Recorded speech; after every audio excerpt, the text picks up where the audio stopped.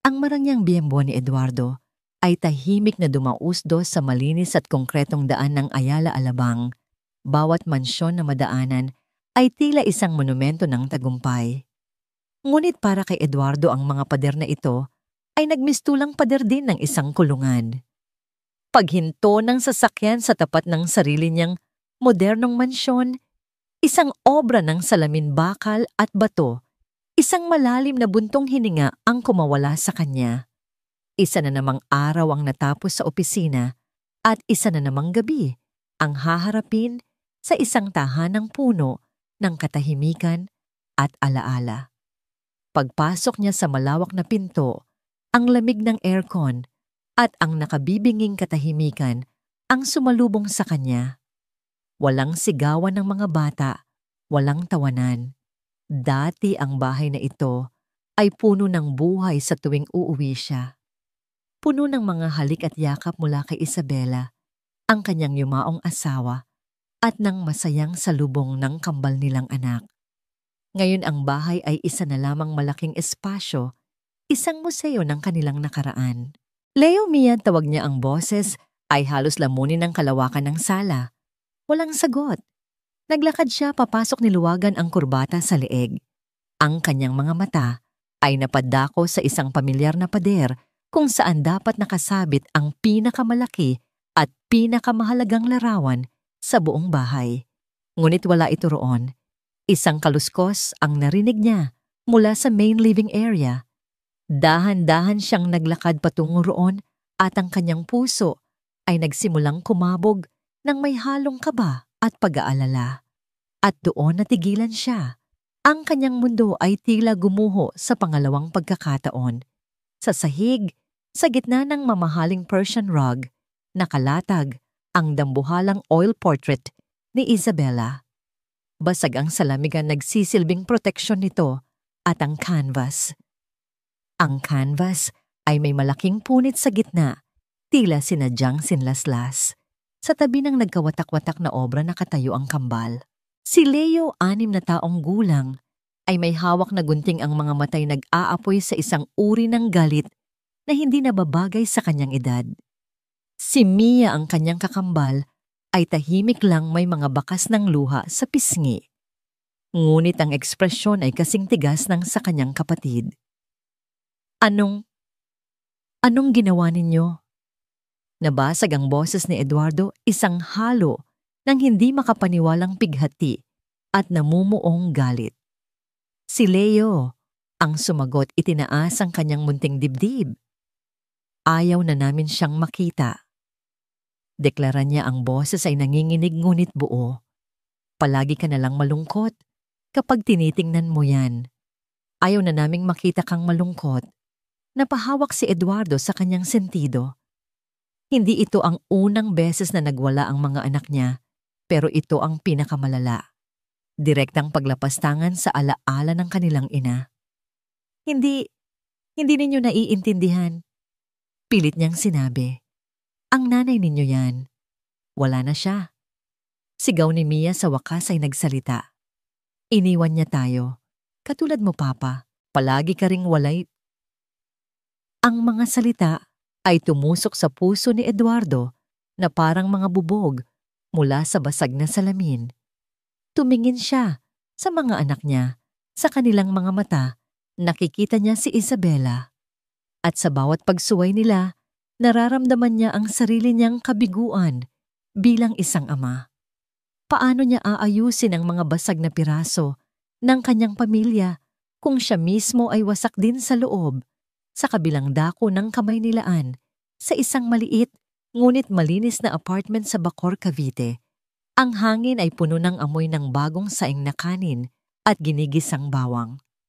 Si Liza, 35 taong gulang, ay abala sa paghahanda ng baon para sa kanyang anak na si Aya. Nay, sigurado po ba kayo sa bagong trabaho ninyo? Tanong ni Aya, isang dalagita na nasa high school, habang inaayos ang kanyang mga libro. Sa Alabang daw po, malayo yon. Ngumiti si Liza, isang nangiting laging may dalang pag-asa kahit sa gitna ng kahirapan. Oo anak, mas malaki ang bayad doon. agency ang kumuha sa akin 1 araw lang sa 1 linggo, pero ang kita ay katumbas na ng 3 araw ko sa ibang kliyente. Para ito sa tuition mo, para hindi na tayo laging nagigipit. Sumimangot si Aya. Baka po mga suplado at mayayaman yung mga tao doon. Baka apihin lang kayo, Nay. Hinaplos ni Liza ang buhok ng anak. Huwag kang mag-alala. Maglilinis lang ako. Hindi ko naman sila makakausap siguro. Ang mahalaga, marangal ang trabaho natin. Mula nang mamatay ang kanyang asawa sa isang construction accident, 5 taon na ang nakalipas. Ibinuhos na niya ang lahat para maitaguyod si Aya. Ang dalagita, ang kanyang lakas, at ang kanyang mundo. Basta po, Nay, pag di nyo na kaya umalis na kayo ha? Bilin ni Aya bago humalik sa kamay ng ina at magpaalam. Habang pinagmamasdan ni Liza ang kanyang anak, napapalayo na ramdaman niya ang pamilyar na kirot ng pag-aalala at ang determinasyong magtagumpay. Para kay Aya gagawin niya ang lahat. Makalipas ang 2 oras na biyahe sa bus at jeep, narating ni Liza ang malaking bakal na tarangkahan ng Ayala Alabang. Bawat bahay ay tila palasyo, bawat kalsada ay malinis at tahimik, ibang-iba sa maingay at masikip na mundo na kanyang kinalakihan. Sa gate ng mansyon ni Eduardo, sinalubong siya ng isang matandang gwardiya, si Mang Jose. Ikaw ba yung bagong cleaner mula sa agency? Tanong nito. Opo, ako po si Liza. Sige, pumasok ka. Dito ka sa service entrance dumaan. Sabi ni Mang Jose, may halong awa sa kanyang boses. Pagpasensyahan mo na ang lugar na ito, iha. Maganda sa labas, pero malungkot sa loob. Hindi na nagtanong pa si Liza. Pumasok siya sa malawak na kusina kung saan nadatnan niya ang isang mas matandang babae na naghahanda ng tanghalian. Ito si Manang Maria, ang kusinera, na 20 taon nang naninilbihan sa pamilya. Baguhan ka? Tanong ni Manang Maria nang hindi man lang tumitingin. Opo, ako po si Liza. Ngayon po ang unang araw ko. Sige, simulan mo na ang paglilinis sa sala at sa itaas. Huwag mo na lang masyadong pansinin ang mga bata. May sarili silang mundo. Payo ni Manang Maria. Simula nang mawala si Ma'am Isabela, naging ganyan na sila. Mga batang nasasaktan.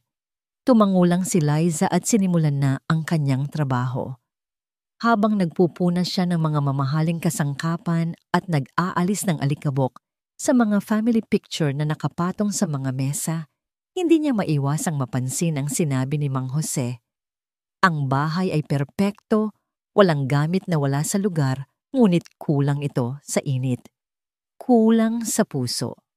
Ito ay isang bahay, pero hindi isang tahanan. Nang umakyat siya sa 2 palapag para linisin ang mga silid, narinig niya ang katahimikan. Isang katahimikang hindi normal para sa isang bahay na may 2 maliliit na bata. Dahan-dahan siyang naglakad sa pasilyo at nakita niya ang isang pinto na bahagyang nakaawang ang playroom. Sumilip siya nang may pag-iingat at doon ang puso niya ay biglang nakaramdam ng matinding kirot. Hindi niya nakita ang 2 batang nagwawala o nagagalit tulad ng inaasahan niya. Ang nakita niya ay si Leo at Mia, magkatalikod na nakaupo sa sahig sa isang sulok ng malaking silid. Hindi sila naglalaro. Sa pagitan nila may isang maliit na photo album na nakabukas. Hawak ni Mia ang isang maliit na litrato ni Isabela, ang klase ng litratong inilalagay sa pitaka.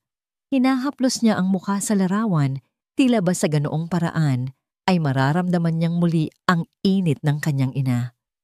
Ang mga mata niya ay puno ng isang kalungkutang napakalalim para sa isang 6 na taong gulang na bata.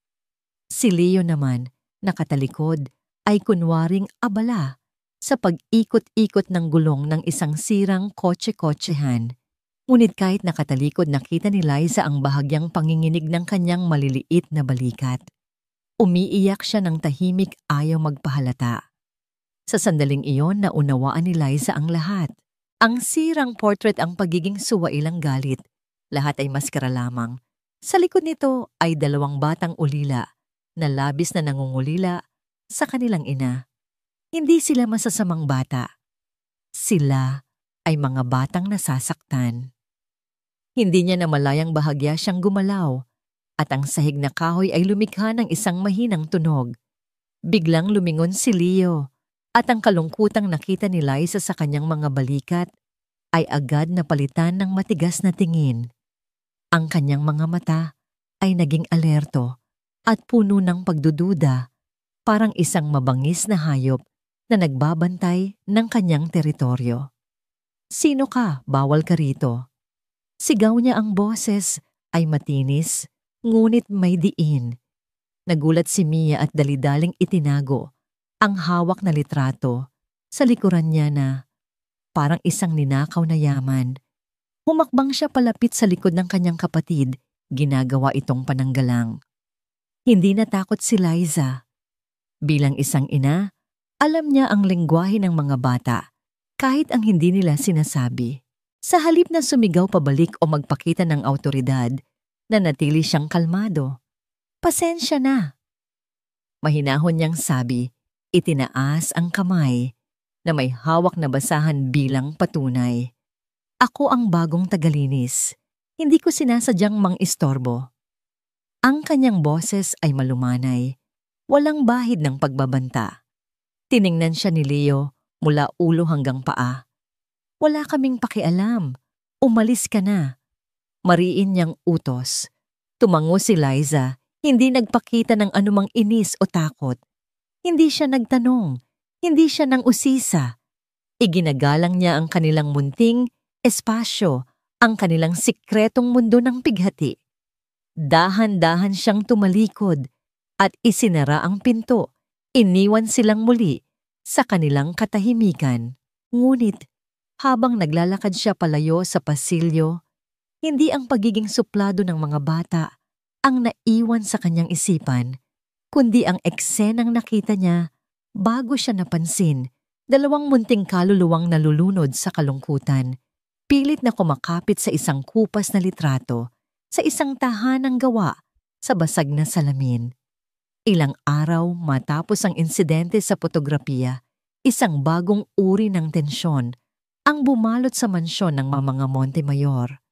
Pumasok si Eduardo isang umaga sa sala, kung saan tahimik na nag-aalmusal ang kambal, ang mga mukay blanko at walang kibo. Tumikim siya para makuha ang kanilang atensyon.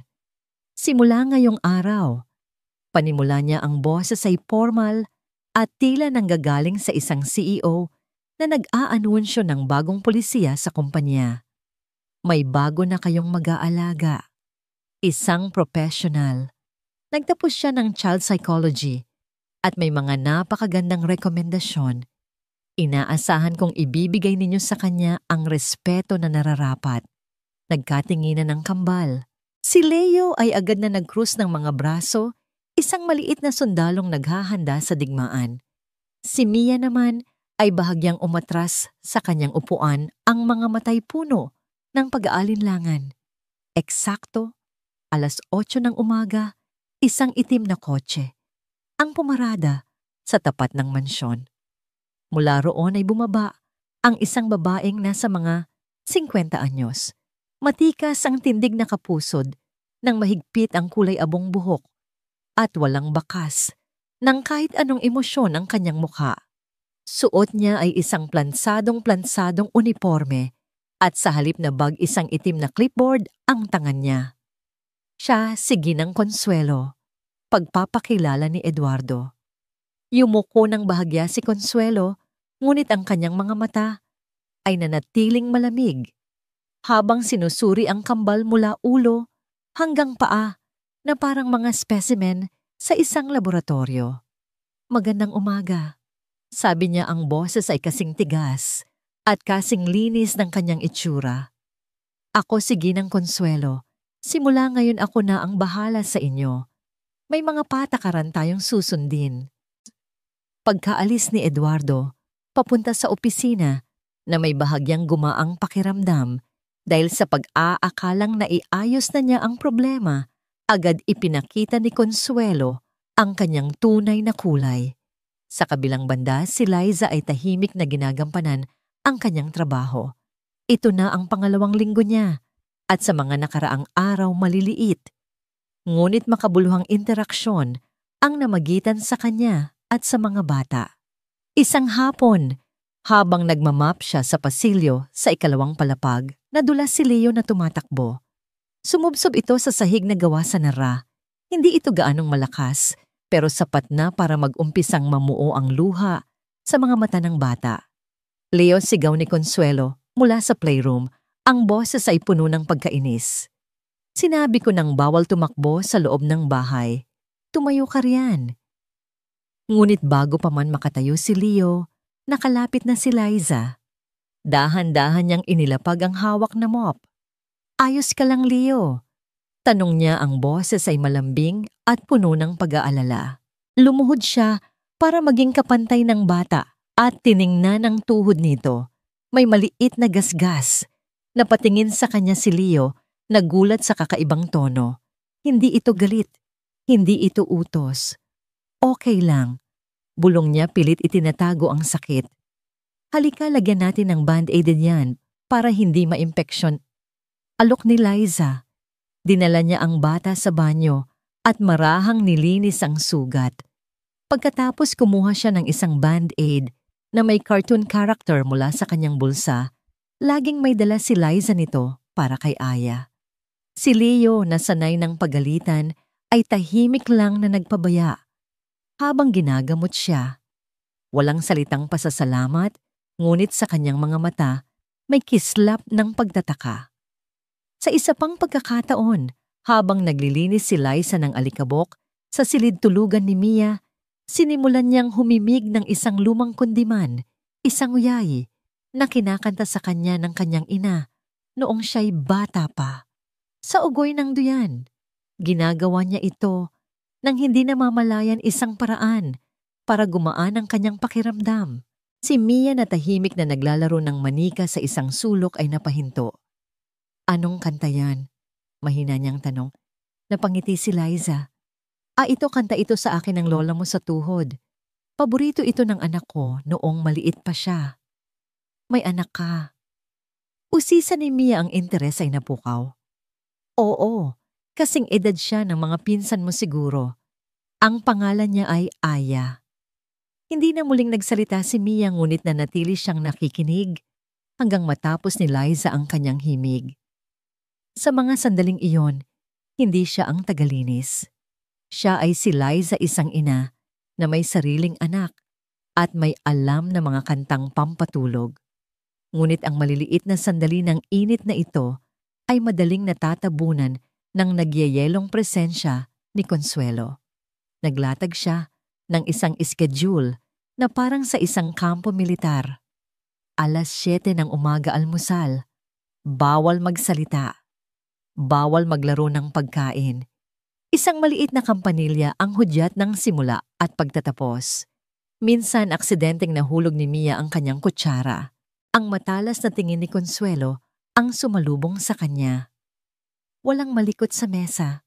Saway nito at halos mapaiyak ang bata sa takot. 9:00, oras ng pag-aaral. Sa halip na gawing masaya ang pag-aaral, ginawa itong kompetisyon ni Consuelo. Mas mabilis matuto si Mia. Ikaw, Leo, bakit ang bagal mo? Kailangan mong habulin ang kapatid mo. Madalas niyang sabihin, ang mga salitang ito ay nagtanim ng iritasyon sa pagitan ng magkapatid, isang bagay na hindi pa nila naramdaman dati. 3:00 ng hapon, oras ng paglalaro. Ngunit ang paglalaro ay nangangahulugang pagbuo ng puzzle o pagbasa ng libro ng tahimik. Bawal ang anumang magdudulot ng kalat, bawal ang clay pintura o kahit anong laro na nangangailangan ng imahinasyon. Ang playroom na dating kanlungan ng kambal ay naging isa pang silid-aralan. Ang dating malungkot na katahimikan ng mansyon ay napalitan ng isang nakakabinging katahimikan na puno ng tensyon at takot. Maging si Manang Maria sa kusina ay napapailing na lamang. Parang nasa kulungan ng mga bata. Bulong niya kay Liza isang araw. Kawawa naman. Hapon na.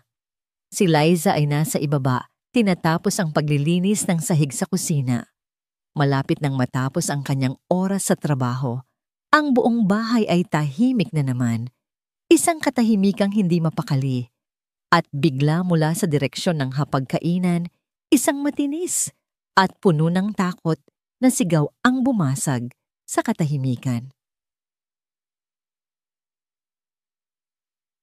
Sigaw iyon ni Mia. Hindi ito sigaw ng simpleng pagmamaktol. Ito ay sigaw ng isang taong tunay na nasasaktan at natatakot. Binitawan ni Liza ang hawak niyang basahan. Ang timba ng tubig ay natabig niya. Hindi na siya nag-isip pa. Ang tibok ng kanyang puso bilang isang ina ay umalingaw-ngaw sa kanyang tainga. Wala siyang pakialam kung anong patakaran ang masira niya. Tumakbo siya kasunod ng tunog ng sigaw na yon, patungo sa silid kainan. Parang kidlat ang bilis ni Liza sa pagtakbo. Bawat hakbang niya sa makintab na sahig ay may kasamang malakas na kabog sa kanyang dibdib. Nang marating niya ang arko ng pinto ng malawak na silid kainan, ang tanawing bumungad sa kanya ay nagpatigil sa kanyang paghinga. Nakaupo si Mia sa kanyang silya, nanginginig at umiiyak habang pilit na inilalayo ang mukha. Sa harapan niya nakatayo si Ginang Consuelo, may hawak na kutsara na puno ng pagkain. Ang mukha ng matandang babae ay isang maskara ng yelo at bakal walang awa, walang pag-unawa. Kakainin mo ito. Mariing utos ni Consuelo, ang boses ay mababa at puno ng pagbabanta. Hindi ka tatayo dyan hanggat hindi mo nauubos ang nasa plato mo. Hindi ako nagpapalaki ng mga batang pihikan. Napasulyap si Liza sa plato ni Mia. Isang serving ng ginataang hipon. Ang balat ni Mia sa paligid ng kanyang bibig at leeg ay nagsisimula ng mamula. Ayoko po. Makati po. Humihikbing pakiusap ni Mia, pilit iwinawasiwas ang kanyang mga kamay. Disiplina ang kailangan mo, hindi dahilan. Giit ni Consuelo at muling itinaas ang kutsara, handa nang isubo ito sa bata. Sa sandaling iyon, ang lahat ng pagtitimpi ni Liza ay naglaho. Ang nakita niya ay hindi ang anak ng kanyang amo. Ang nakita niya ay isang batang walang kalaban-laban na sinasaktan. At ang instinct niya bilang isang ina ay sumabog na parang isang bulkan. Tama na yan. Ang sigaw ni Liza ay umalingaw-ngaw sa buong silid, puno ng awtoridad na ikinagulat maging ni Consuelo. Sa isang iglap, nasa pagitan na siya ng bata at ng matandang babae.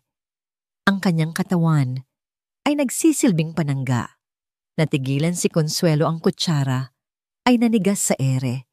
Ang kanyang mga mata na karaniwang walang emosyon ay nanlaki sa pagkabigla at galit. Anong karapatan mong makialam, tagalinis? Aniya, ang bawat salita ay may diin. Allergy po ang bata sa hipon. Sagot ni Liza, ang boses ay nanginginig sa pinaghalong galit at pag-aalala. Hinila niya si Mia palayo sa mesa at niyakap ito. Nakita ko po sa listahan na iniwan ni Sir Eduardo sa kusina. Nakasulat doon, mild shrimp allergy. Isang maliit na allergy lang yan. Binaliwala ni Consuelo. Kailangan niyang matutunan na hindi lahat ng gusto niya ay masusunod. Isang paraan ito para tumibay siya. Hindi po pagpapatibay ang tawag dyan, pagpapahamak po yan. Hindi na napigilan ni Liza. Bata lang po siya. Si Leo na kanina patahimik na nanonood sa kabilang dulo ng mesa na may takot sa mga mata ay biglang tumayo. Masama ka. Sigaw niya kay Consuelo. Ang tapang ay biglang bumalik dahil may kakampi na siya. Sinabi na ni Mia na Makati, hindi ka nakikinig. Ang paghamon mula sa isang hamak na tagalinis at sa isang paslit ay ang huling patak na nagpaapaw sa pasensya ni Consuelo. Ang kanyang mukha ay namula sa matinding galit.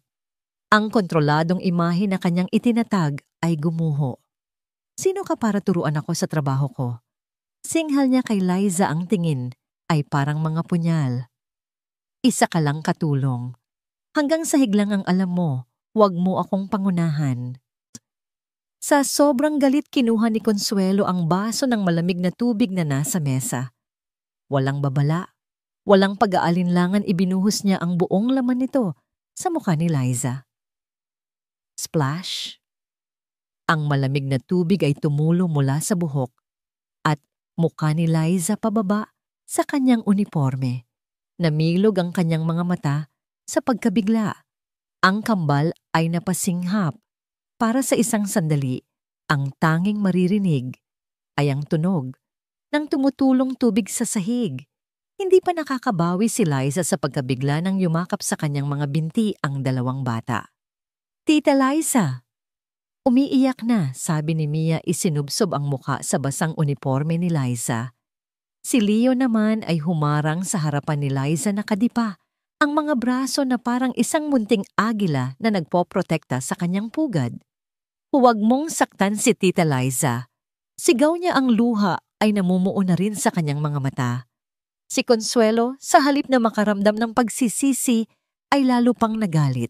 Ang makita ang mga batang ipinagtatanggol ang tagalinis ay isang direktang sampal sa kanyang autoridad. "Mga walang utang na loob, pagkatapos ko kayong disiplinahin, anong kaguluhan ito?" Isang baritonong boses ang pumutol sa lahat. Ang boses na yon ay pamilyar, malalim, kalmado, ngunit may bigat ng kapangyarihan. Sabay-sabay silang napalingon sa may pintuan. Nakatayo roon si Eduardo. Ang briefcase ay nasa isang kamay, ang susi ng kotse ay nasa kabila. Mas maaga siyang umuwi dahil sa isang nakanselang meeting. Ang kanyang mukha ay isang blankong canvas, ngunit ang kanyang mga mata ay matalim na, nagpapalipat-lipat ng tingin mula sa umiiyak niyang mga anak na nakayakap sa basang-basa at gulat na si Liza hanggang sa nanggagalaiting si Consuelo. Ang katahimikan na bumalot sa silid ay mas mabigat at mas nakakatakot kaysa sa sigawang nangyari kanina. Nahuli silang lahat sa akto.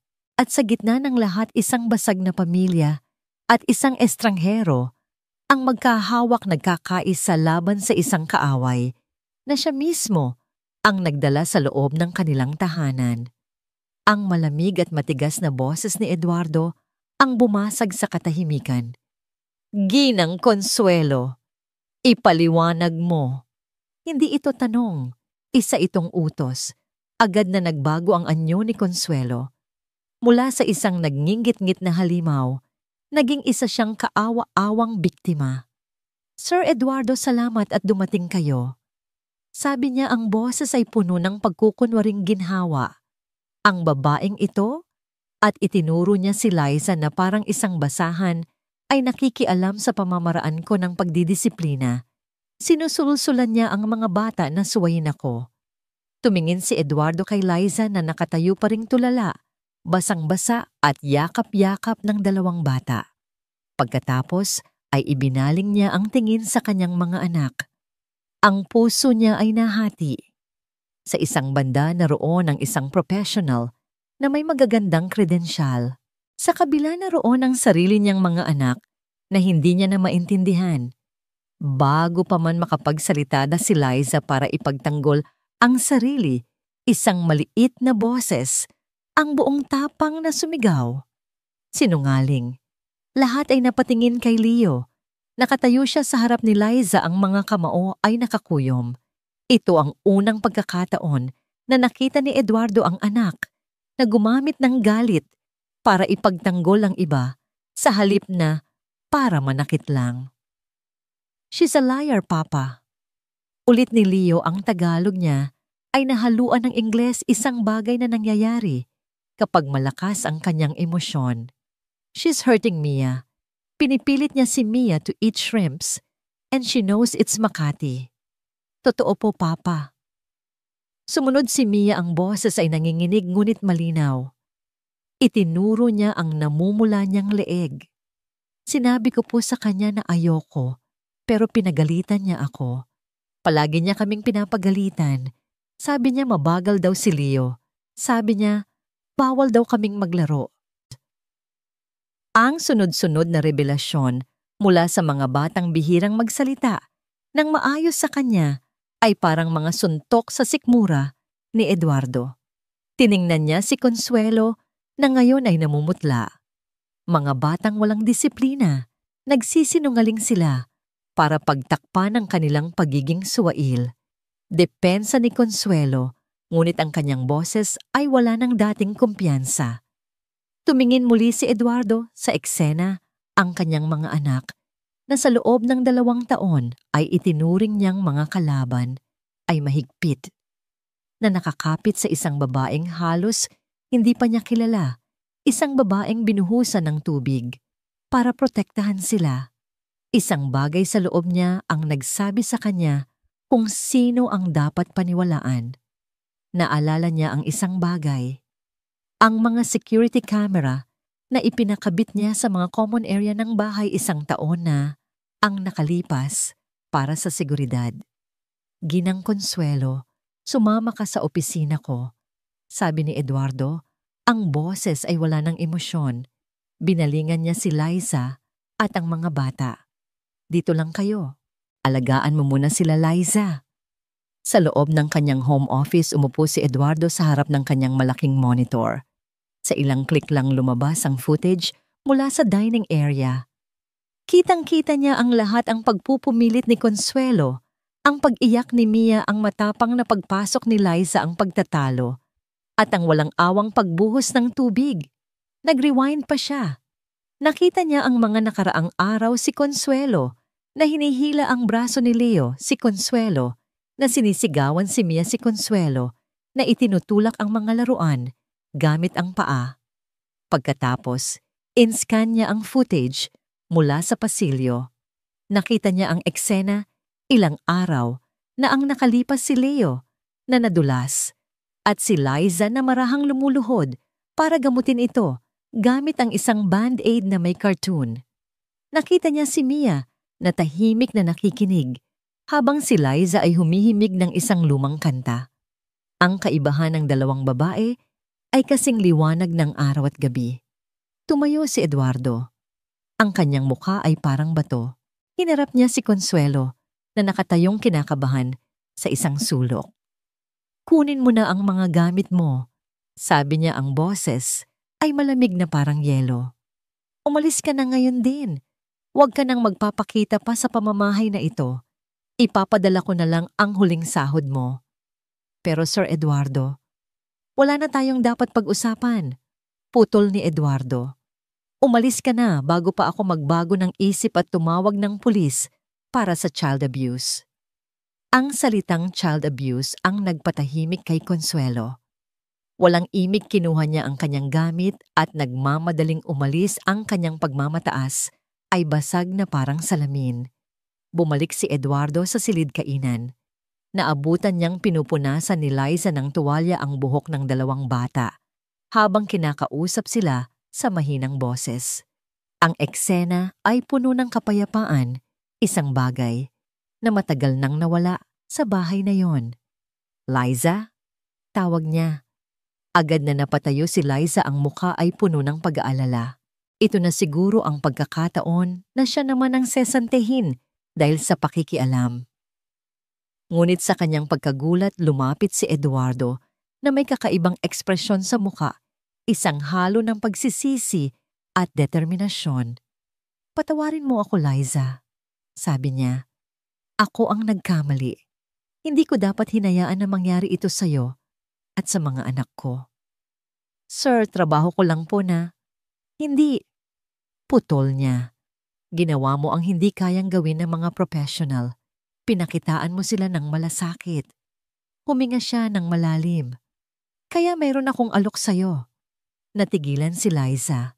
Gusto kong iwanan mo na ang ahensya, sabi ni Eduardo, diretsyong nakatingin sa kanyang mga mata. Gusto kong ikaw na ang maging tagapag-alaga ng mga anak ko.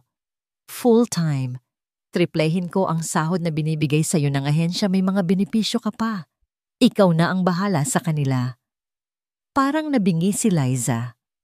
Mula sa pagiging tagalinis na binuhusan ng tubig ngayon, ay inaalok siya ng isang trabahong hindi niya kailanman pinangarap. Pero sir, Hindi po ako nakapag-aral para dyan. Halos pabulong niyang sabi. Wala po akong diploma sa child psychology. Isa lang po akong ina. Isang maliit na ngiti ang sumilay sa labi ni Eduardo. Ang una sa loob ng mahabang panahon. Mayroon kang mas mahalaga kaysa sa diploma, Liza, sabi niya. Mayroon kang puso at higit sa lahat may tiwala sa iyo ang mga anak ko. Iyon ang hindi kayang bayaran ng pera. Ang biyahe ni Liza pauwi sa Bacoor ay lumipas na parang panaginip. Ang mga salita ni Eduardo ay paulit-ulit na tumatakbo sa kanyang isipan.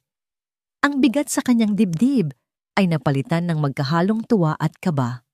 Ito na ang sagot sa kanyang mga dasal, isang pagkakataon para maibigay kay Aya ang buhay na nararapat dito. Pagdating niya sa kanilang maliit na apartment, naabutan niya si Aya na seryosong nag-aaral sa kanilang maliit na mesa. Nay, kumusta po, bati ni Aya, ngunit agad napansin ang kakaibang kislap sa mga mata ng ina. Mukhang maganda po ang araw niyo, ah. Hindi na napigilan ni Liza ang sarili. Anak, sabi niya na upo sa tabi nito, ang puso ay nag-uumapaw sa saya. May magandang balita ako.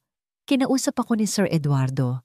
Inaalok niya akong maging full-time na yaya ng mga anak niya. Anak, magbabago na ang buhay natin. Hindi na tayo magigipit sa bayad sa eskwela mo.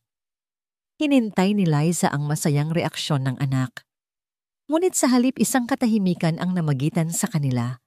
Nakita niya kung paano nagproseso ang isip ni Aya mula sa pagkagulat hanggang sa isang bagay na hindi niya mabasa. Talaga po, Nay, ang galing naman. Sabi ni Aya, ngunit ang nangiti nito ay hindi umabot sa kanyang mga mata. Oo, anak. Hindi ba't napakagandang balita? Tumango si Aya pero ang tingin ay nasa librong nakabukas. So, aalagaan mo na po yung mga anak mayaman na yon, araw-araw. Tanong niya, ang boses ay bahagyang nagbago, naging mas malamig. Biglang nawala ang lahat ng saya sa puso ni Liza. Napalitan ito ng isang malamig na kaba. Sa katahimikan ng kanilang munting tahanan, naramdaman niya ang unang anino ng isang bagong problema. Ang problemang hindi niya inaasahan. Ang problemang nagmumula hindi sa mansyon ng mga Montemayor, kundi sa puso ng sarili niyang anak. Nakaupo si Eduardo sa kanyang tahimik na opisina. Sa bahay pinagmamasdan ang isang bagong litratong nakapatong sa kanyang mesa. Hindi ito kuha ng isang professional na fotograpo. Kuha ito ni Liza gamit ang kanyang cellphone. Si Leo at Mia magkatabing nakaupo sa damuhan, ang mga mukha'y may bahid ng pintura at ang mga ngiti ay tunay at hindi pilit. Sa loob ng 2 taon ito, ang unang pagkakataon na nakakita siya ng bagong litrato ng kanyang mga anak na masaya. Isang maliit na patak ng pag-asa ang nagsimulang tumubo sa kanyang tuyot na puso. Biglang tumunog ang kanyang telepono. Nakarehistro ang pangalan, Victoria Montemayor, ang kanyang nakatatandang kapatid. Huminga siya ng malalim bago sagutin. Eduardo? Ang boses ni Victoria sa kabilang linya ay hindi bumabati. Ito'y nagyayelo. Kakarating lang sa akin ang balita. Totoo bang sinisanti mo si Ginang Consuelo, isang babaeng may master's degree sa child development, para ipamalit ang tagalinis? Napapikit si Eduardo, hinahanda ang sarili. Vicky, hindi mo naiintindihan ang sitwasyon. Ang naiintindihan ko ay nababaliw ka na. Tumaas ang boses ni Victoria, isang hamak na tagalinis. Eduardo, ang alam niyan, sa tamang pagpapalaki ng mga bata. Ano na lang ang sasabihin ng mga tao? Ano na lang ang sasabihin ni Isabela kung nabubuhay siya? Ang pagbanggit sa pangalan ng kanyang yumaong asawa ay parang isang sampal. Huwag mong idamay si Isabela dito. Mariin niyang sagot. Ang babaeng yon, si Liza, nagawa niya sa loob ng ilang linggo. Ang hindi nagawa ng lahat ng professional na kinuha natin sa loob ng 2 taon. Nakuha niya ang tiwala ng mga anak ko. Isang sarkastikong tawa ang narinig niya. Tiwala. O baka naman sinusulan niya ang mga bata. Laban sa lahat, para siya ang maging bida. Gising, Eduardo. Ginagamit ka lang ng babaeng yan. Mahirap yan at nakakita siya ng pagkakataon sa isang mayamang byudo na tulad mo. Doon na puno si Eduardo. Tapos ka na. Malamig niyang tanong.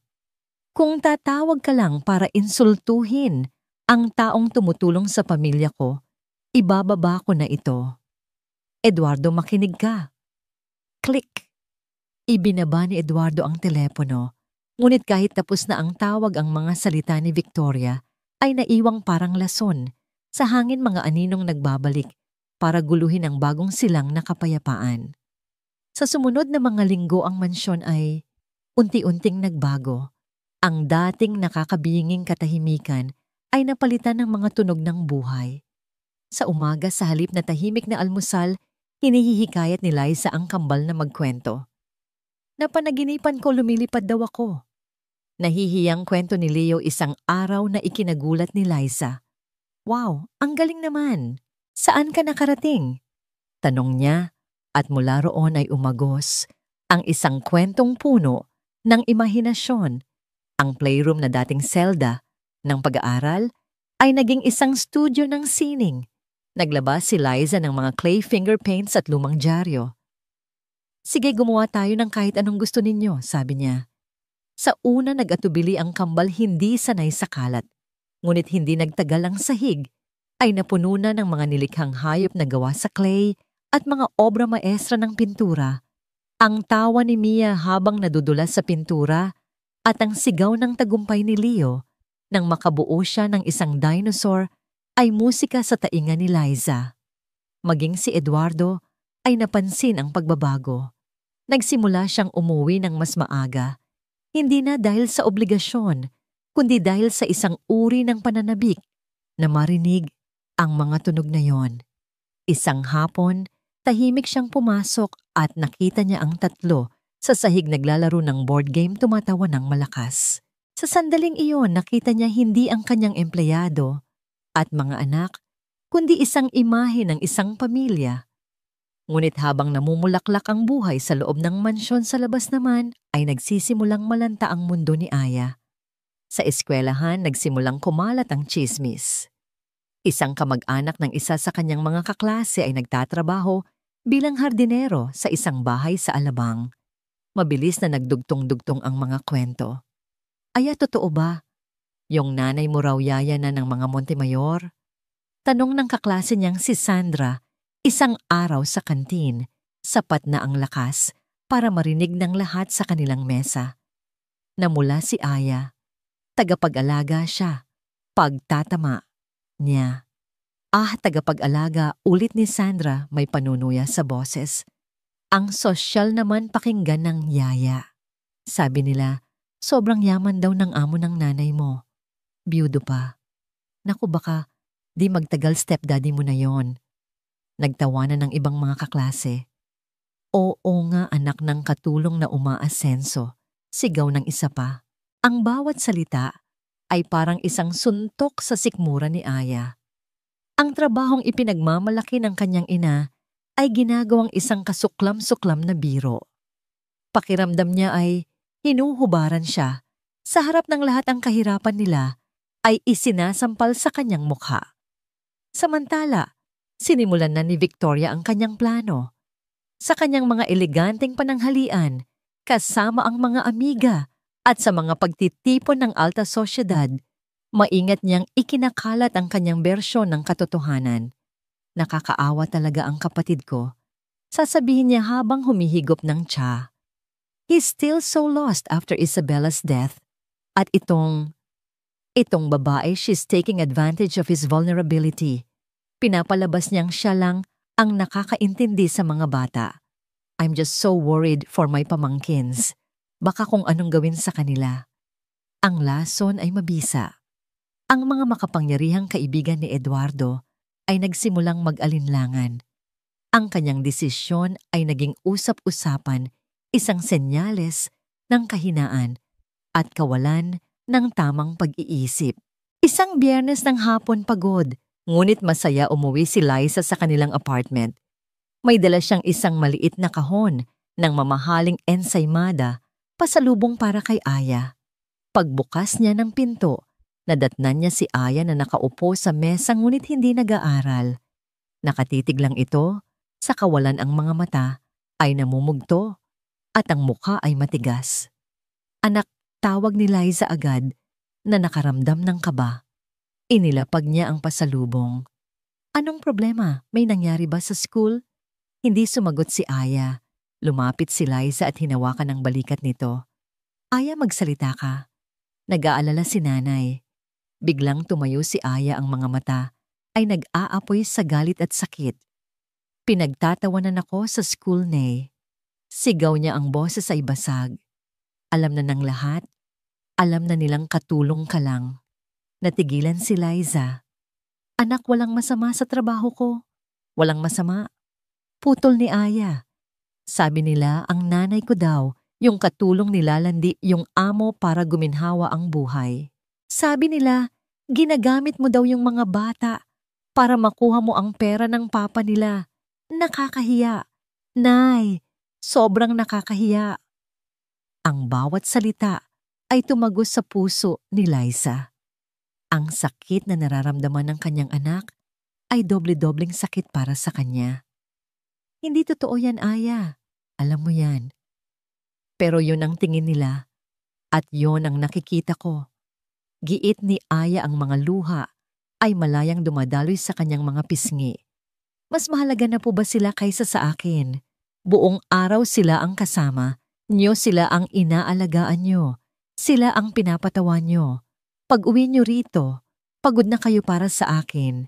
Para na lang akong natitirang obligasyon niyo. Aya, hindi yan totoo.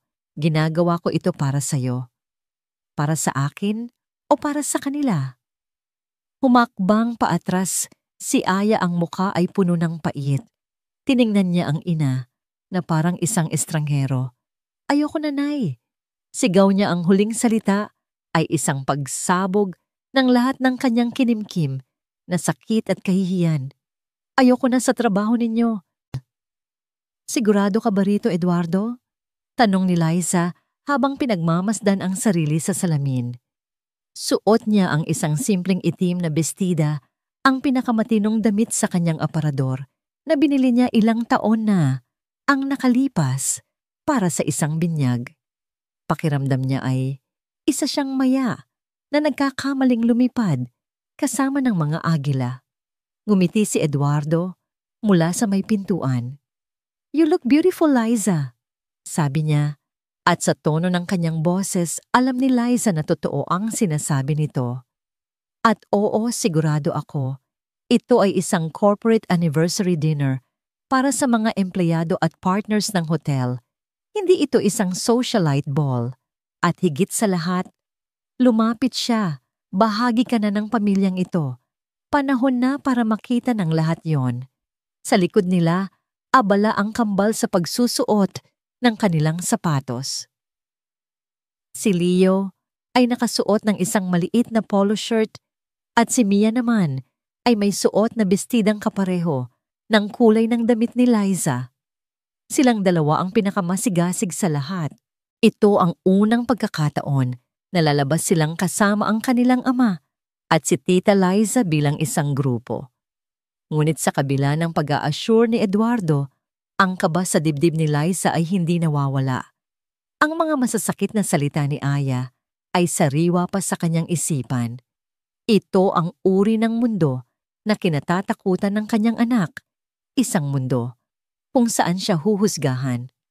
Pagdating nila sa grand ballroom ng isa sa mga hotel ni Eduardo sa Makati, agad silang sinalubong ng mga nagkikislapang ilaw at ng mahinang ugong ng mga nag-uusap na tao. Ang bawat babae ay nakasuot ng mga kumikinang na alahas at ang bawat lalaki ay may suot na mamahaling relos. Agad na naramdaman ni Liza ang daan-daang mga matang nakatutok sa kanila. Hindi sa kambal na mukhang mga anghel, hindi kay Eduardo na respetado sa mundong yon, kundi sa kanya. Ang babaeng simple, ang babaeng hindi kilala, ang babaeng nakakapit sa braso ng isa sa mga pinakakilalang biyudo sa Maynila. Eduardo Darling, isang boses na matinis ang tumawag. Isang babaeng may pulang bestida at diamanteng kwintas. Ang lumapit si Patricia, isa sa mga matatalik na kaibigan ni Victoria. Hindi mo kami sinabihan na may bago ka na palang kasama. Ang salitang kasama ay binitawan niya na parang isang maruming bagay. Patricia si Liza formal na pagpapakilala ni Eduardo. Siya ang nag-aalaga sa mga anak ko. Ngumiti ng matamis si Patricia, ngunit ang kanyang mga mata ay nanatiling malamig habang sinusuri si Liza mula ulo hanggang paa. "Oh, Nani, how charming!" sabi niya, sapat na ang lakas para marinig ng mga nasa paligid. "Ang swerte naman ng mga bata at ang swerte mo rin, iha." Baling niya kay Liza. "To land a job like this, you must be very talented." Ang bawat salita ay may dalang insulto. Naramdaman ni Liza na namumula ang kanyang pisngi, ngunit bago pa man siya makasagot, naramdaman niya ang isang maliit na kamay na humigpit sa pagkakahawak sa kanya. Si Mia. Nakatingin ito sa kanya, ang mga matay puno ng pag-aalala. "Huwag mo silang pansinin, Tita Liza." Bulong ng bata. Ang simpleng salita na yon ang nagbigay ng lakas kay Liza. Ngumiti siya kay Mia at pagkatapos ay hinarap si Patricia. "Salamat po. Tunay pong isang biyaya na alagaan ng mga batang ito." Sagot niya, ang boses ay kalmado at puno ng dignidad. Hindi inaasahan ni Patricia ang ganoong sagot. Bahagya siyang natigilan bago tumalikod para sumama sa iba pang mga pating na naghihintay sa kanya. Ang mga bulungan ay nagsimula, parang mga bubuyog na umiikot sa kanilang mesa. Hindi ba't yan yung dating tagalinis? Grabe, ang bilis naman. Mukhang marunong dumiskarte. Kawawang Eduardo. Halatang ginagamit lang siya. Tsik. Pinilit ni Eduardo na baliwalain ang mga ito. Buong gabi ipinakilala niya si Liza sa kanyang mga pinagkakatiwalaang empleyado at kasosyo, mga taong tumitingin sa kanya ng may respeto. Ngunit ang lason ay naikalat na. Ang pinakamasakit na sandali ay dumating nang magkaroon ng maliit na aksidente. Habang kumukuha ng dessert si Leo, aksidente niyang natabig ang isang baso ng orange juice at natapon ito sa puting-puting bestida ng isang ginang. "Oh my goodness, look what you did!" Sigaw ng babae, tila ba natapunan siya ng asido. Sorry po, sabi ni Leo, ang mukha ay namumutla sa takot. Agad na lumapit si Liza, may dalang mga table napkin. "Pasensya na po, ma'am. Aksidente lang po," sabi niya habang tinutulungang punasan ang bestida. Ngunit tinabig ng babae ang kanyang kamay. "Huwag mo akong hawakan," anya puno ng pandidiri. Tiningnan niya si Liza. "Hindi mo ba tinuturuan ng tamang asal ang alaga mo? O baka naman, pareho lang kayong walang modo." This is what happens when you let just anyone into these eventos. Sa pagkakataong yon, si Eduardo na ang sumagot. Lumapit siya, ang boses ay kalmado, ngunit may bigat na parang bakal.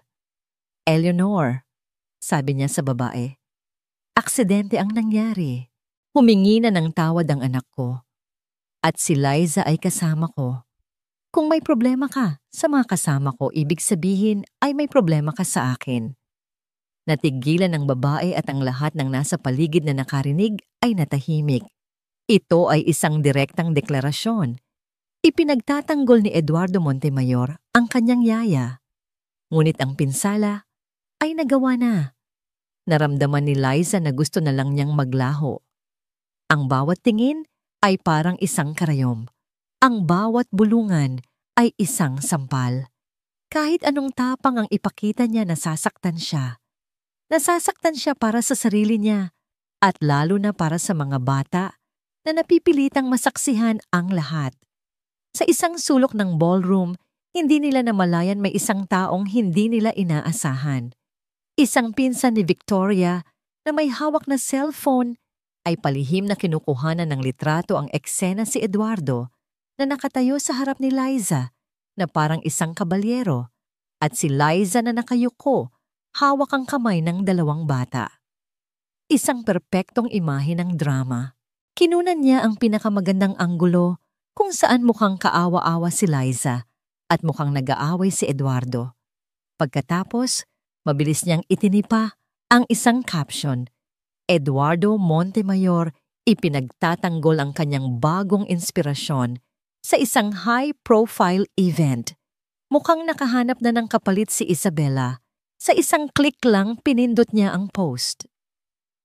Ang larawan kasama ang malisyosong caption ay nagsimulang kumalat sa mga social media circle ng alta sosyedad na parang apoy sa isang tuyong kagubatan bago pa man matapos ang gabi. Ang buong mansyon ay tahimik na liligo sa malambot na liwanag ng buwan. Ang mga bata ay mahimbing na natutulog na pagod mula sa isang hapong puno ng paglalaro sa hardin. Si Eduardo ay nasa kanyang opisina tinatapos ang ilang trabaho. Si Liza ay nasa kusina, naghahanda ng kanyang mga gamit para umuwi. Sa labas isang madilim na sasakyan ang pumarada sa isang hindi gaanong naiilawang bahagi ng kalsada, ilang bahay ang layo. Mula rito isang anino ang mabilis at tahimik na gumalaw. Si Victoria, gamit ang isang kinopyang susi na matagal na niyang ipinagawa mula sa isang lumang serador ng pamilya, binuksan niya ang pinto sa likod ng hardin, ang service entrance, na walang kaluskos-luskos. Ang kanyang bawat galaw ay kalkulado. Alam niya kung saan iiwan ni Liza ang kanyang simpleng canvas handbag sa maliit na locker ng mga staff malapit sa kusina. Sa loob ng ilang segundo, narating niya ito. Ang kanyang mga kamay na nakasuot ng manipis na guwantes ay kinuha ang isang bagay mula sa kanyang bulsa. Ito ay isang singsing, isang simple ngunit eleganteng diamanteng singsing na may disenyong bulaklak. Hindi ito basta alahas, ito ang wedding ring ni Isabela. Ang pinakasagradong bagay na naiwan ng kanyang yumaong asawa na itinago ni Eduardo sa isang jewelry box sa kanilang dating kwarto. Dahan-dahan na parang isang ahas na naglalagay ng kamandag, ibinalot ni Victoria ang singsing sa isang panyo at inilagay ito sa pinakailalim na bahagi ng bag ni Liza sa ilalim ng pitaka at ng lumang payong nito, isang perpektong krimen, isang perpektong patibong. Kinabukasan habang nag-aalmusal ang lahat, tumunog ang telepono ni Eduardo. Si Victoria. Eduardo, ang boses ng kapatid ay puno ng pagkukunwaring pag-aalala. Ayoko sanang guluhin ka pero may tumawag sa aking isang concerned friend. May empleyado ka raw na naglalabas ng gamit mula sa bahay mo. Agad na kumunot ang noo ni Eduardo. Ano ang sinasabi mo, Vicky, kalokohan yan? Sana nga sagot ni Victoria. Pero nabanggit niya ang tungkol sa mga alahas ni Isabela. Eduardo, baka lang gusto mong siguraduhin. Mahirap na. Lalo na't may pinapasok kang mga estranghero sa pamamahay mo. Ang mga salita ay tumama sa isang sensitibong bahagi ng puso ni Eduardo. Ang mga gamit ni Isabela.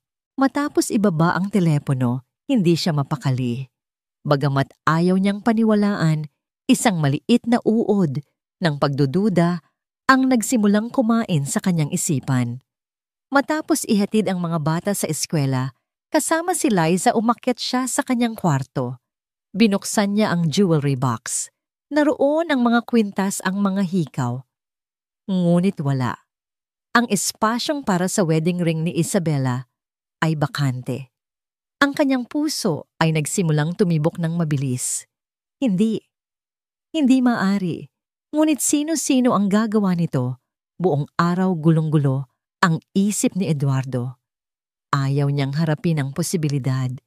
Ngunit ang mga bulong ni Victoria ay bumabalik sa kanya. Ang kahirapan ni Liza, ang biglaang pagbabago ng kanyang buhay. Posible kaya? Kinahapunan. Pagdating ni Liza at ng mga bata, hindi na niya natiis.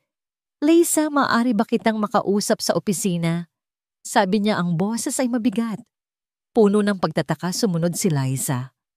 Sa loob ng opisina, isinara ni Eduardo ang pinto. Ang hangin ay biglang naging mabigat at mahirap hingahan. May problema po ba, sir? Tanong ni Liza, nakakaramdam ng kakaibang kaba. Hindi makatingin ng diretso si Eduardo.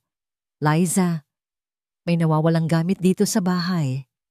Simula niya, isang bagay na napakahalaga sa akin, ang wedding ring ng asawa ko. Ang mukha ni Liza ay nagpakita ng purong pagkagulat. Naku po, kailan pa po nawala? Baka po nailagay lang ninyo sa ibang lugar. Umiling si Eduardo, ang tingin ay nasa sahig. Sinuri ko na. At kailangan kong itanong ito, Liza. At patawarin mo ako, pero kailangan kong gawin. Tumingin siya sa mga mata nito. Maaari ko bang makita ang laman ng bag mo?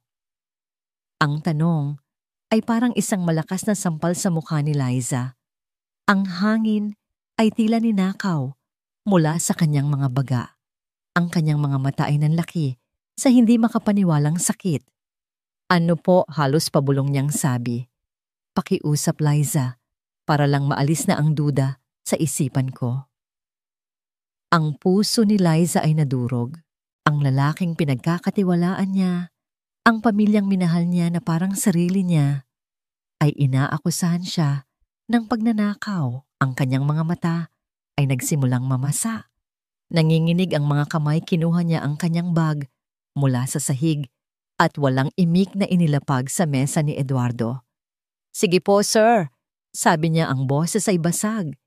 Tingnan ninyo. Tingnan ninyo lahat.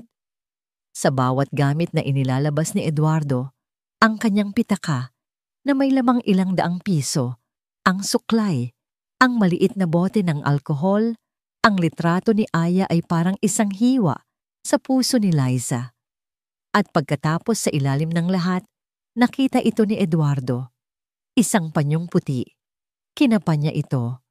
May matigas na bagay sa loob. Dahan-dahan, binuksan niya ito. Tumambad sa kanila ang kumikinang na singsing ni Isabela. Para sa isang sandali, walang nagsalita. Ang tanging maririnig ay ang tibok ng kanilang mga puso at ang simula ng isang tahimik na paghikbi mula kay Liza. Bakit, Liza? Ang tanging lumabas sa bibig ni Eduardo. Ang boses ay puno ng pighati. Hindi ako yan. Umiiyak na. Sabi ni Liza, paulit-ulit na umiiling. Hindi ko po alam kung paano napunta yan dyan. Ipagdasal ko pa po ang buhay ng anak ko. Hindi ko po magagawa yan. Ang komosyon ng boses ni Eduardo, na bahagyang tumaas ang pag-iyak ni Liza, ay narinig ng kambal na kararating lang sa sala. Nagkatinginan sila at dahan-dahang naglakad papunta sa opisina. Ang pinto ay bahagyang nakaawang. Hindi po ako magnanakaw. Sir Eduardo, maniwala po kayo sa akin. Pakiusap ni Liza. Pero paano mo ito ipapaliwanag? Nasa bag mo ito? Giit ni Eduardo, ang kanyang sariling pagkalito at sakit ay nagiging galit. Sa puntong iyon, hindi na nakatiis ang kambal. Itinulak nila ang pinto at pumasok. Papa, sigaw ni Leo. Bakit umiiyak si Tita Liza? Pinapagalitan mo ba siya? Huwag kang magalit sa kanya. Mabait si Tita Liza, sabi ni Mia at tumakbo para yumakap sa binti ng umiiyak na babae. Hinawakan ni Eduardo ang kanyang ulo. Mga anak, huwag kayong makialam dito. Usapan ito ng matatanda. Hindi.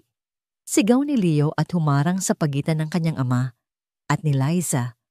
You're making her cry, it's your fault. Ang pagtatanggol ng mga bata ay lalo lang nagpadurog sa puso ni Liza, ngunit nagbigay din ito ng isang kislap ng pag-asa. At sa gitna ng kaguluhan, isang maliit na boses ang nagsalita, puno ng kasiguraduhan. Kasi Kasi narinig ko si Tita Victoria sa phone kahapon. Sabi ni Mia, habang nakayakap pa rin kay Liza. Natigilan ng lahat. Tumingin si Eduardo sa kanyang anak. Ano ang sinabi mo, Mia? Nasa garden po ako kahapon. Kwento ng bata ang mga matay seryoso. Dumaan po si Tita Victoria para mag-iwan ng cookies. May kausap po siya sa phone. Akala niya po wala ng tao. Anong narinig mo, anak? Tanong ni Eduardo. Ang kanyang boses ay biglang naging kalmado at mapanuri. Tiningnan ni Mia ang kanyang ama. Sabi niya po, malapit nang umalis ang katulong na yon. Sabi niya, tapos na ang maliligayang araw ng bruhang yon. Ang mga salita ng isang 6 na taong gulang na bata ay tumama kay Eduardo na parang isang kidlat. Ang bruha, ang malapit nang umalis. Ang tawag ni Victoria kaninang umaga. Ang nawawalang sing-sing. Lahat ng piraso ng puzzle ay biglang nag-ugnay sa kanyang isipan, bumubuo ng isang napakapangit at napakasamang larawan. Ang kanyang tingin ay lumipat mula sa inosenteng mukha ni Mia patungo sa kumikinang at isinumpang sing-sing na nasa kanyang palad at sa wakas sa puno ng luhang mga mata ni Liza. Isang napakasamang plano, isang perpektong patibong at siya ang pumatol. Ang galit sa kanyang mukha ay biglang naglaho na palitan ng isang ekspresyon ng matinding pagkamuhi hindi para kay Liza, kundi para sa kanyang kapatid at para sa kanyang sarili. Ang mga salita ni Mia ay nanatiling nakabitin sa hangin, mabigat at hindi matitinag. Ang katahimikan sa loob ng opisina ay mas matindi pa kaysa sa anumang sigaw. Pinulot ni Eduardo ang singsing mula sa mesa. Ang malamig na metal ay parang yelo, laban sa kanyang nanginginig na palad. Tiningnan niya ito hindi bilang isang alaala ng pag-ibig, kundi bilang isang sandata sa isang karumal-dumal na krimen. Dito lang kayo. Ang sabi niya, ang boses ay kalmado sa isang paraan na mas nakakatakot kaysa sa galit.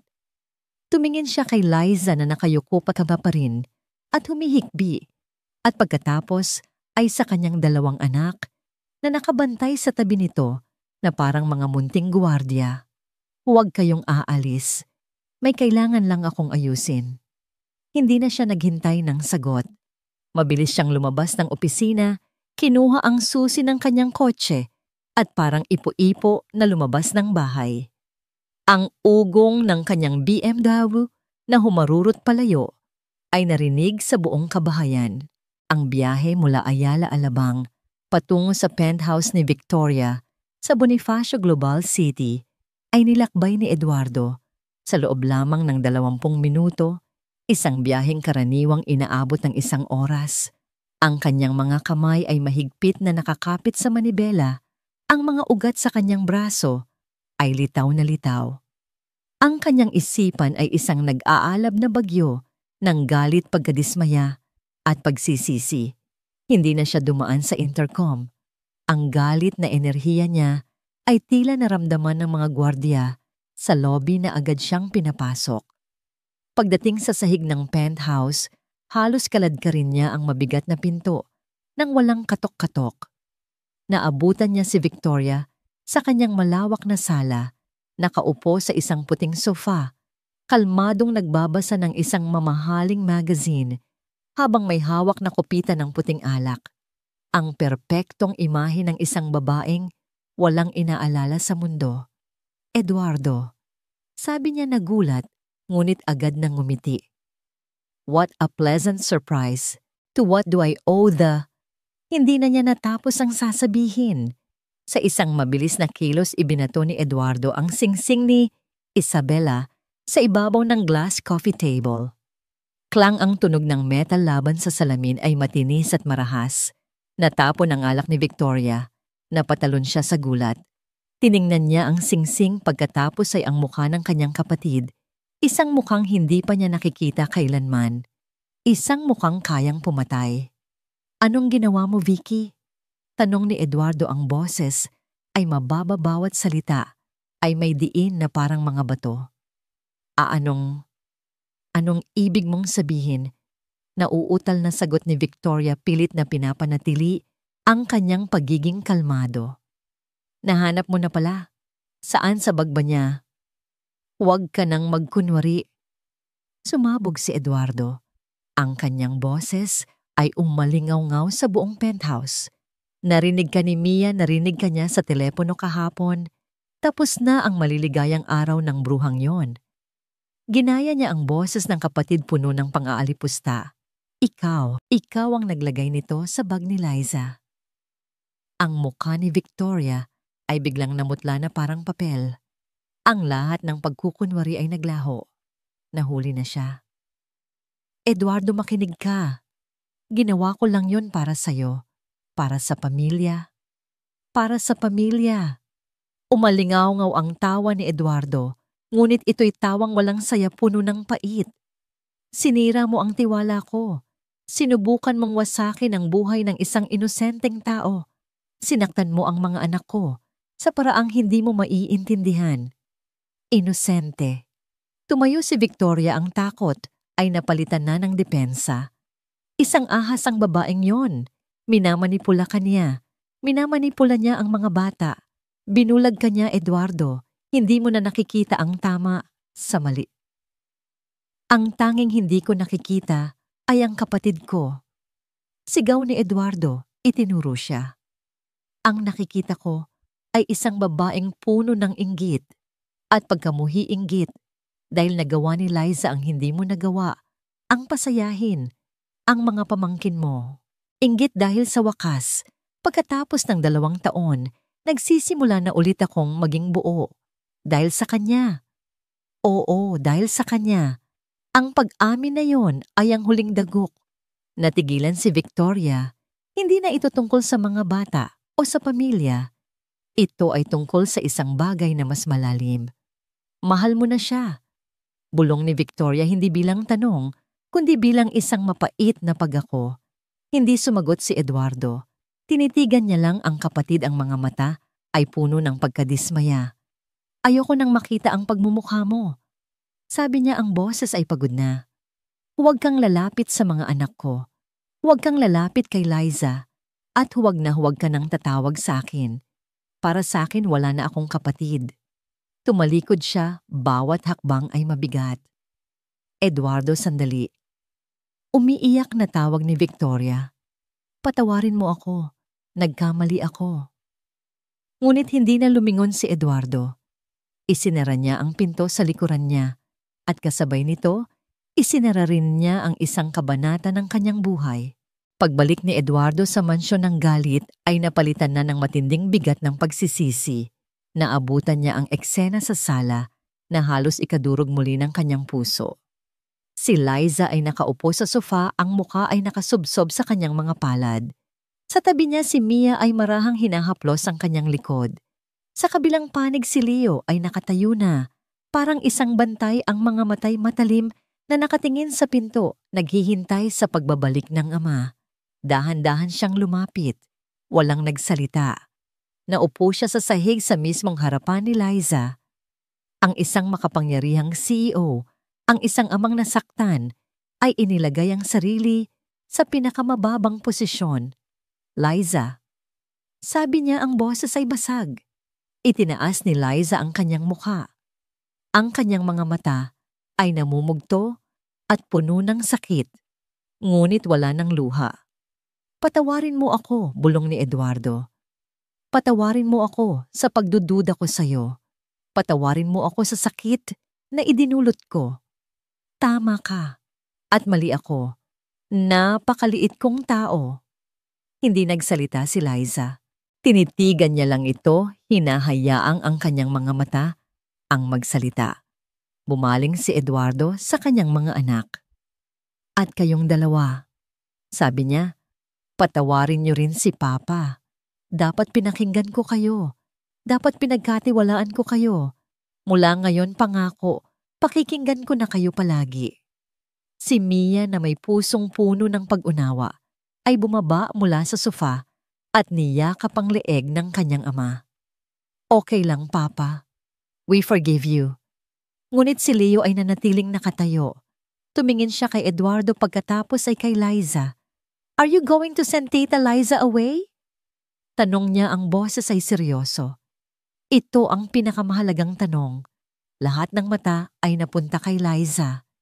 Huminga ng malalim si Liza, pinunasan ang mga huling bakas ng luha. Tiningnan niya ang nag-aalalang mukha ng dalawang bata na ipinagtanggol siya. Tiningnan niya ang mukha ng lalaking sumugat sa kanya.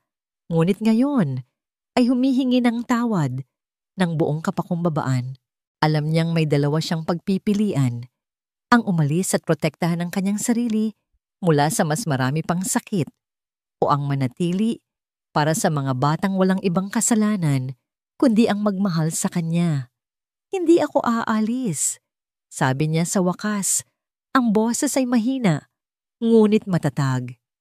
Isang kolektibong buntong hininga ng ginhawa ang narinig sa silid. Ngumiti si Mia. Maging si Leo ay bahagyang ngumiti bago tumakbo para yumakap na rin sa grupo. Tumingin si Eduardo kay Liza, ang kanyang mga mata ay puno ng pasasalamat na hindi kayang isalarawan ng mga salita. Salamat, ang tanging naibulong niya. Sa gitna ng sahig ng kanilang sala, sa gitna ng mga basag na tiwala at nasaktang damdamin isang pamilya ang nagsimulang muling buuin ang kanilang sarili. Hindi na sila perpekto, ngunit sa unang pagkakataon, sila ay totoo. At para kay Liza, kahit gaano kasakit ang sugat, ang makita ang apat na magkakayakap na katawan, isang ama at dalawang anak na muling natututong magmahal at isang babaeng estranghero na naging sentro ng lahat ay sapat na para malaman niyang tama ang kanyang desisyon na manatili. Ang mga sumunod na araw, pagkatapos ng pagsabog, ay may dalang kakaibang katahimikan sa mansyon. Hindi na ito ang malungkot o tensyonadong katahimikan ng dati, kundi isang katahimikang may pag-iingat na parang mga taong naglalakad sa ibabaw ng manipis na yelo, takot na muling mabasag ang nabuong kapayapaan. Si Eduardo ay naging mas mapagmasid at mas mabait. Dobling pag-iingat ang ginagawa niya para iparamdam kay Liza na ang tiwala niya rito ay buo na. Nag-uuwi siya ng mga paboritong merienda nito, palaging nagtatanong tungkol sa araw nito. At higit sa lahat, isinasama na niya ito sa mga maliliit na desisyon tungkol sa mga bata. Liza, sa tingin mo dapat ko na bang i-enroll si Leo sa art class? Napapansin kong mahilig siyang mag-drawing. Tatanungin niya isang bagay na hindi niya kailanman ginawa noon. Sa kabila nito, si Liza ay nanatiling may kaunting distansya. Ang sugat ng pagdududa ay hindi basta-basta naghihilom. Ngunit ang pagmamahal na ipinapakita sa kanya ng kambal ang nagsisilbing gamot. Mas naging malambing ang mga ito. Madalas siyang yayakapin ni Mia ng walang dahilan. Si Leo naman, kahit hindi masalita, ay laging nag-iiwan ng isang piraso ng kanyang paboritong biskwit sa tabi ng tasa ng kape ni Liza tuwing umaga. Isang Sabado ng umaga, habang nagkakape sila sa hardin at pinapanood ang mga batang naglalaro, si Eduardo ay nagsalita. "Liza," sabi niya, "sa tingin ko panahon na." Tumingin si Liza sa kanya ng may pagtataka. Panahon na para makilala ng kambal si Aya, paglilinaw ni Eduardo. At panahon na para makita ni Aya ang mundo mo rito, para maintindihan niya. Ang puso ni Liza ay biglang kumabog. Ang ideya ay parehong nakakatuwa at nakakatakot. Paano kung hindi magkasundo ang mga bata? Paano kung lalo lang itong magdulot ng sama ng loob kay Aya? "Eduardo, hindi ko alam." "Subukan natin," sabi ni Eduardo. Ang boses ay malumanay. "Anyayahan natin siya rito bukas. Maghanda tayo ng masarap na tanghalian. Ipakita natin sa kanya na hindi mo siya ipinagpapalit. Dinadagdagan lang natin ang pamilya." Kinabukasan dumating si Aya sa mansyon sakay ng Grab na ipinabook ni Eduardo. Pagbaba niya ng sasakyan, natigilan siya. Ang laki at ganda ng bahay ay parang sa mga pelikula lang, agad siyang nakaramdam ng pagiging iba at maliit. Sinalubong siya ni Liza sa pinto. Ang yakap nito ay mahigpit at puno ng pananabik. Ngunit si Aya ay nanatiling matigas, ang mga braso ay nasa tagiliran. Naramdaman niya ang titig ng dalawang pares ng maliliit na mata mula sa likuran ng kanyang ina. Anak sila si Leo at si Mia. Sabi ni Liza dahan-dahang bumitaw sa yakap. Leo, Mia ito, si Ate Aya ninyo. Si Mia na laging mas palakaibigan ay nahihihiyang ngumiti at kumaway. Hi po Ate Aya. Si Leo naman ay seryosong nakatitig lang sinusuri si Aya mula ulo hanggang paa na parang isang general na tinitingnan ng isang bagong recruit. Hello! Pilit na ngumiting sagot ni Aya, ang salita ay parang bago sa kanyang dila. Ang tanghalian ay dumaan sa isang alanganing katahimikan. Pilit na gumagawa ng kwento si Liza at Eduardo, ngunit si Aya ay sumasagot lamang sa mga maiikling opo at hindi po. Nararamdaman niya ang bawat tingin, ang bawat paggalaw. Pakiramdam niya ay isa siyang exhibit sa isang museo. Ang yelo ay nagsimulang mabasag nang magtanong si Mia sa paraang isang bata lang ang makakagawa. Walang malisya at diretsahan. Bakit po malungkot ka Ate Aya? Tanong nito habang tinutusok ang kanyang hotdog. Hindi mo po ba kami gusto? Natigilan si Aya. Tumingin siya sa inosenteng mukha ng bata. Hindi sa ganon. Sabi niya hindi alam ang isasagot. Kasi po, pag malungkot kami kinakantahan kami ni Tita Liza. Sabi ni Leo sa wakas ay nagsalita. Gusto mo kantahan ka rin niya. Sa simpleng alok na yon, isang bagay sa loob ni Aya ang bahagyang lumambot. Nakita niya sa mga bata, hindi ang mga mayayamang paslit na umagaw sa kanyang ina, kundi dalawang batang nag-aalala lang. Pagkatapos ng tanghalian, inaya sila ni Eduardo sa malawak na hardin. Upang pag-aani ng pakiramdam, naglabas si Liza ng isang bola. Ngunit walang may ganang maglaro. Si Aya ay umupo sa isang bench, pinagmamasdan lang sila. Anak, lumapit si Liza. Ayos ka lang ba? Bakit niyo po ako dinala rito, Nay? Tanong ni Aya, ang boses ay mahina. Para ipakita kung gaano na kayo kasaya sa kanila. Isang kirot ang naramdaman ni Liza. Umupo siya sa tabi ng anak.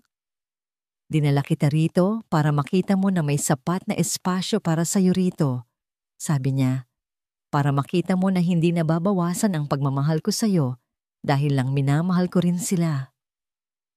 Sa di kalayuan pinagmamasdan sila ni Eduardo. Lumapit siya sa kanyang mga anak. Bakit hindi ninyo ipakita kay Ate Aya yung paborito ninyong laro? Bulong niya.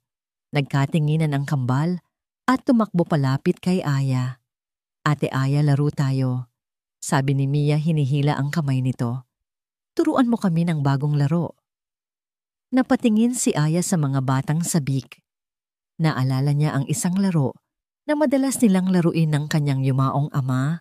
Isang larong sila lang ang nakakaalam. Sige, sabi niya dahan-dahang tumatayo. Alam niyo ba yung hanapan ng nawawalang bato? Umiling ang kambal, ang mga matay kumikinang sa pananabik. Sa sumunod na oras ang hardin ay napuno ng tawanan. Itinuro ni Aya ang laro, isang tao ang magtatago ng isang espesyal na bato habang nakapikit ang iba. At pagkatapos ay hahanapin ito ng lahat batay sa mga clue na mainit o malamig. Sa una, alanganin si Aya, ngunit nang makita niya ang purong saya sa mukha ng kambal sa tuwing nahahanap nila ang bato, unti-unti siyang nadala. Nakalimutan niya na nasa mansyon siya ng mga mayayaman. Nakalimutan niya ang kanyang selos at hinanakit. Ang nakikita na lang niya ay dalawang bata na tumatawa kasama niya. Nang madapa si Leo, si Aya ang unang tumulong sa kanya, pinapagpagan ang kanyang damit. Tumingala si Leo sa kanya at ngumiti, isang tunay at nagpapasalamat ng ngiti. Sa sandaling iyon, lahat ng pader na itinayo ni Aya sa paligid ng kanyang puso ay tuluyang gumuho. Mula sa teras, tahimik na pinapanood nina Eduardo at Liza ang lahat. Ang mga mata ni Liza ay puno ng luha ng kaligayahan. Tingnan mo, bulong ni Eduardo. Bagay na bagay siya sa kanila. Bagay na bagay ka sa amin. Lumapit siya kay Liza. Mana siya sa ina. Puno ng kabaitan. Tumingin si Liza kay Eduardo at sa mga mata nito, nakita niya ang isang bagay na mas malalim pa sa pasasalamat. Nakita niya ang paghanga respeto at isang damdaming hindi pa niya pinapangalanan. Liza, sabi ni Eduardo, ang boses ay seryoso, ngunit malambing. Kinuha niya ang kamay nito at ang pagdampi ng kanilang mga balat ay nagdulot ng kuryente sa kanilang dalawa. Nakikita mo ba ang nakikita ko? Hindi lang isang amo, isang yaya at 3 bata. Tumingin siya sa naghahabulang mga bata sa damuhan. Si Aya tumatawa ng malakas habang karga-karga si Mia. Si Leo na sumusubok na habulin sila. Ang nakikita ko ay isang pamilya. Patuloy ni Eduardo ibinalik ang tingin kay Liza. Isang pamilyang basag at hindi perpekto pero isang pamilyang nagsisimulang maghilom dahil sa'yo. Hinigpitan niya ang hawak sa kamay nito. Ang kanyang mga mata ay puno ng isang tanong na matagal na niyang gustong itanong. Isang tanong na naglalaman ng lahat ng kanyang pag-asa para sa hinaharap. Liza, sabi niya, ang kanyang puso ay nasa kanyang bawat salita. Posible kayang maging isang tunay na pamilya tayo. Ang tanong ay naiwang nakabitin sa hangin kasabay ng maliligayang sigawan ng mga bata. Hindi pa sumasagot si Liza, hindi pa niya kailangan. Dahil sa sandaling iyon, tumakbo palapit sa kanila ang 3 bata magkakahawak kamay. Papa, Tita, Liza, Ate Aya. Sigaw ni Mia humihingal at tumatawa. Group hug. At sa gitna ng malawak na hardin, sa ilalim ng papalubog na araw, isang grupo ng 5 tao ang nagkayakap-yakap, hindi na 2 magkahiwalay na pamilya, kundi mga piraso ng isang puzzle na sa wakas ay nagsisimulang maging buo. Ang sagot sa tanong ni Eduardo ay nasa harapan na nila. Lumipas ang 6 na buwan. Ang dating mansyon ng mga basag na salamin ay sumailalim sa isang banayad ngunit malalim na pagbabago. Ang mga bakanting espasyo ay napuno na ng mga guhit ng bata na nakadisplay sa ref, mga clay figure na nakapatong sa mga estante at higit sa lahat ng madalas na tawanan. Ang tanong ni Eduardo noong hapong iyon ay hindi nangailangan ng agarang sagot na o. Ang naging sagot ay isang serye ng maliliit na pangyayari, ang pagdalas ng pagbisita ni Aya tuwing Sabado na ngayon ay tinatawag ng Ate Aya's Day ng Kambal. Ang mga gabing manonood sila ng pelikula, lahat ay magkakasiksikan sa isang malaking sofa. Ang mga pagkakataong nagkakahawak ang kamay ni na Eduardo at Liza habang naglalakad sa hardin, isang kilos na naging natural at hindi na alanganin. Ang formal na proposal ay nangyari sa isang gabing simple ngunit perpekto. Walang malaking selebrasyon, sila-sila lang. Matapos matulog ang kambal, inaya ni Eduardo si Liza sa terrace kung saan may nakahandang 2 tasa ng mainit na tsokolate. Liza, simula niya kinuha ang kamay nito. Sa loob ng 2 taon, ang bahay na ito ay isang gusali lang. Ikaw, si Aya at ang pagmamahal na dinala ninyo ang nagbigay dito ng buhay. Ginawa ninyo itong tahanan. Lumuhod siya sa isang tuhod, 1 kilos na halos ikahinto ng paghinga ni Liza. Inilabas niya ang isang maliit na kahon. Sa loob, hindi isang malaking diamante, kundi isang singsing na may 3 maliliit na bato, 1 asul, 1 rosas at 1 berde. Hindi ko kayang palitan ang nakaraan, sabi ni Eduardo. Ang boses ay nanginginig sa emosyon. Pero kaya nating buuin ang ating kinabukasan. Ang bawat bato ay para sa ating mga anak, si Leo, si Mia at si Aya. At ang gintong nagbubuklod sa kanila, iyon tayo. Liza Santos, pakasalan mo ako. Buuin natin ang pamilyang ito. Tumulo ang mga luha ni Liza, ngunit ngayon, ito'y mga luha ng purong kaligayahan. Oo, Eduardo. Oo. Ang tanging naisagot niya. Ang kanilang kasal ay hindi ginanap sa isang malaking simbahan o sa isang mamahaling hotel. Ginanap ito mismo sa hardin ng kanilang tahanan, ang lugar kung saan unang naglaro si Aya.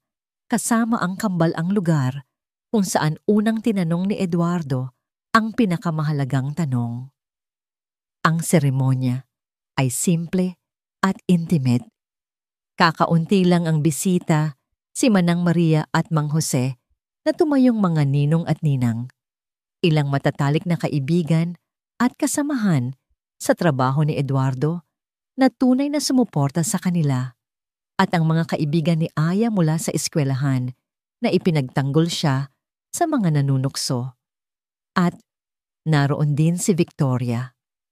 Pagkatapos ng ilang buwang hindi pag-uusap si Victoria sa tulong ng therapy at ng matinding pagsisisi, ay naglakas loob na humingi ng tawad hindi lang kay Eduardo, kundi pati na rin kay Liza at sa mga bata. Ito ay isang mahaba at mahirap na proseso, ngunit ang pagpapatawad ay nanaig. Ngayon, nakaupo siya sa isang tabi tahimik na nanonood, ang mga mata ay namumugto, ngunit may dalang tunay na saya para sa kapatid. Ang pinakamahalagang bahagi ng seremonya ay ang mga bata. Si Aya na nakasuot ng isang simpleng bestida ang tumayong maid of honor.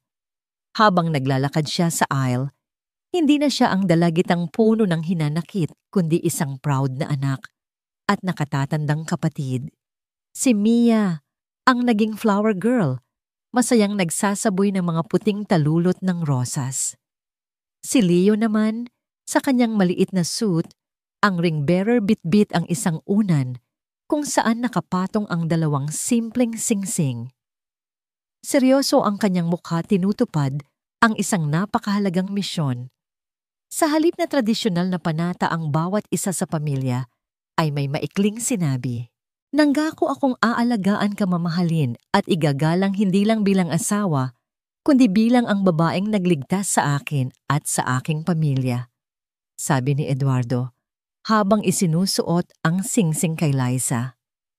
"Nangako akong mamahalin ka at aalagaan ang pamilyang ito bilang sarili kong tunay na tahanan," sagot ni Liza. Ang boses ay puno ng pagmamahal. Pagkatapos lumapit ang mga bata. "Promise po, Ate Aya, I will be the best little sister," sabi ni Mia.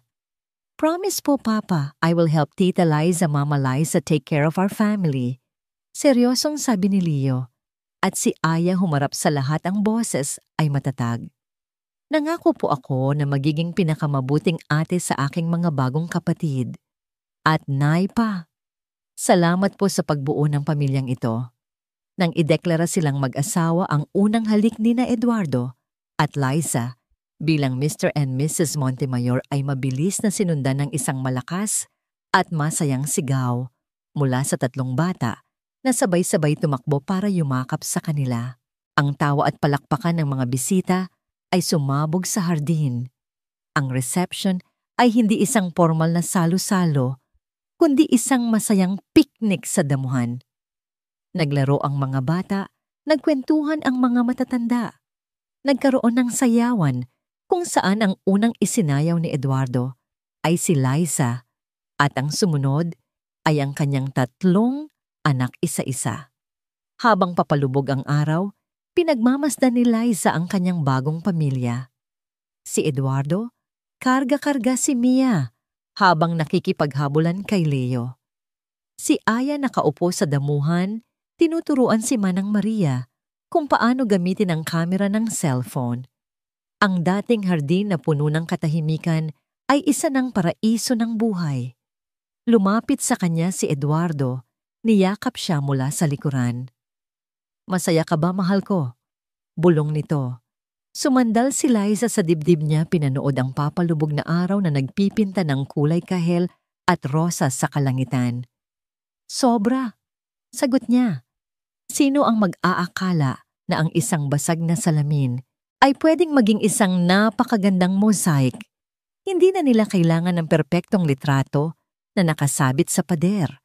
Ang totoong obra maestra ay nasa harapan na nila, isang pamilyang hindi binuo ng dugo, kundi ng mga pagsubok, pagpapatawad at isang pag-ibig na kayang paghilumin ang lahat ng sugat.